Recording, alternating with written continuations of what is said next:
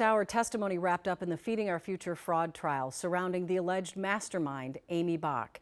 The witness today, an FBI accountant, sharing some jaw-dropping numbers on how many meals the scammers were claiming to serve. Gordon Severson was in the courtroom today and joins us live with details. Gordon?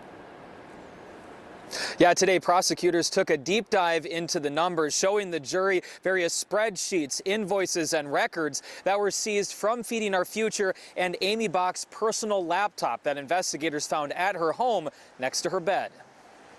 When federal investigators searched Amy Bach's home and office, they found countless records that attorneys say show how more than $240 million in federal money was distributed across a network of meal sites. Prosecutors called an FBI forensic accountant to the witness stand Thursday to help the jury understand what those records show. Prosecutors argue the records show Bach had control of the finances.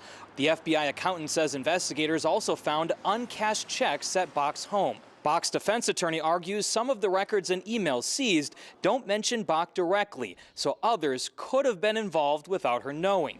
The FBI accountant also explained how investigators quickly realized the meal count numbers didn't make sense, using the Lake Street neighborhood in Minneapolis as an example. In April of 2020, a handful of meal sites on Lake Street claimed to be serving around 30,000 meals per month.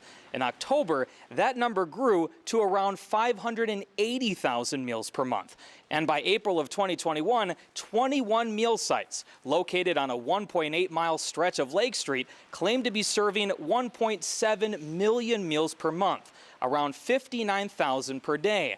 That's more meals than there are students in the entire Minneapolis Public School District, with enrollment numbers at the time showing just over 33,000 students.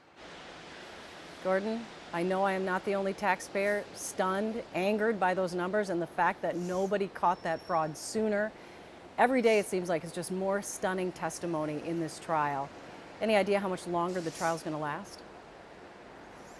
Well, prosecutors say they're going to wrap up their case tomorrow, and then they're not going to have a court on Monday or Tuesday. They're going to be back on Wednesday. The defense is going to take over, and we did hear from Bach's defense attorney today. He says that Bach does want to take the witness stand to defend herself, and now he's advising her against that. They're still kind of working that out, but it all depends on how long they're going to take. Then they have closing arguments on both sides, so it could be through the end of next week at the very least. Wow, back to you. That'd be fascinating if she takes the stand. Thank you, Gordon.